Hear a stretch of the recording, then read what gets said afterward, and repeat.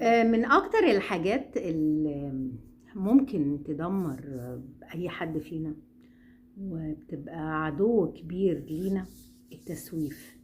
كتير ما يعرفوش يعني ايه تسويف او ايه معنى كلمة تسويف. تسويف ان انت بتماطل وتأجل ان انت تعمل حاجة وتقول لا ده صعب، ده مش عارف ايه، لا ده مش وقته، لا ده مش هينفع، لا ده اصل كذا واصل كذا وتحس ان الموضوع كبير وتقيل فايه ما تقدرش ان انت تعمل.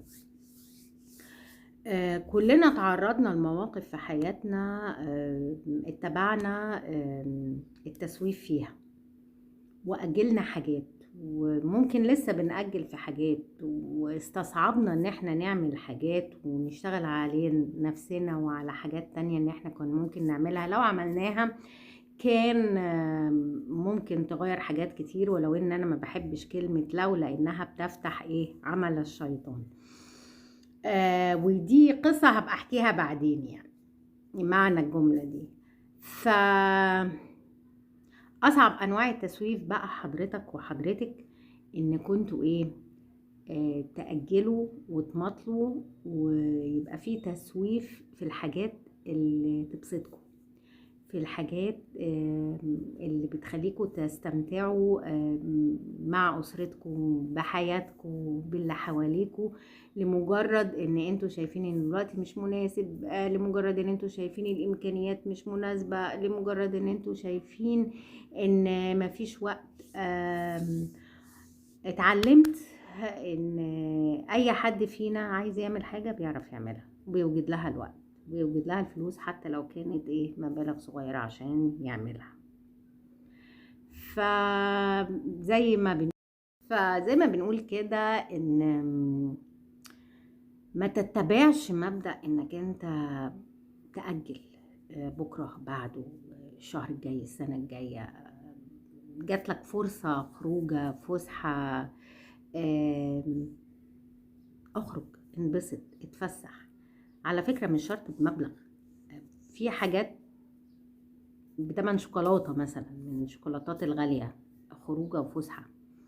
بس انا ما عنديش وقت، انا عندي شغل، انا راجع من الشغل قرفان وتعبان، انا مش قادر اعمل حاجة، انا العيال هذاكر لهم، انا هعمل مش عارف ايه، انا هنظف البيت، انا هتلاقي نفسك مع مرور الوقت جري.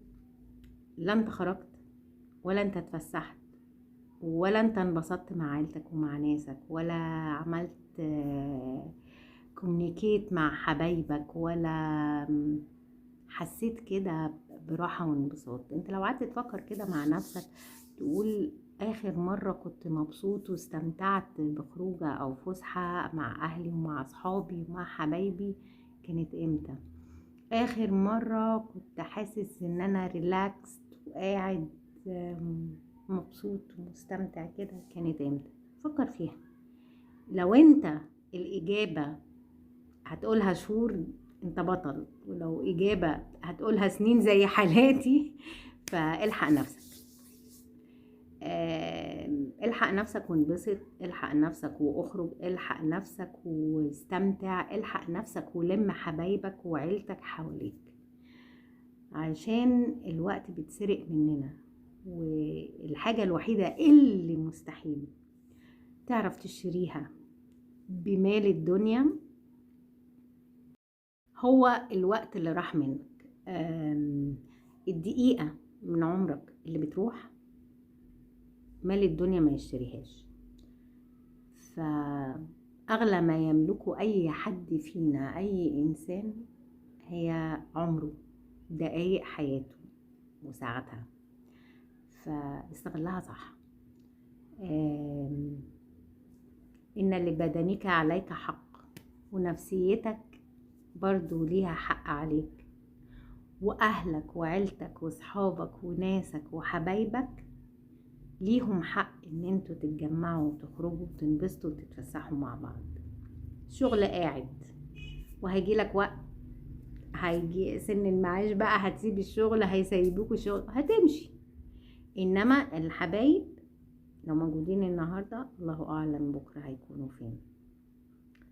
الفلوس بتروح وتيجي، فما تستناش لما يبقى معايا فلوس اكتر او لما يبقى عندي اكتر.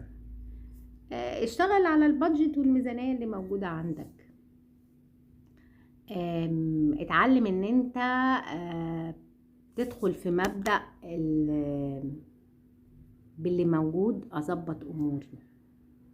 والتسويف مش بس في الخروجات والفسح وكده، التسويف في قرار تاخده، التسويف في شغل عايز تسيبه او عايز تقدم فيه، التسويف في دراسة عايز تدخل المجال ده وتبتدي فيه، او تغير مجال او تعمل اي حاجة. التسويف ده والعياذ بالله يعني من اكبر اعداء الانسان بعد نفس الانسان.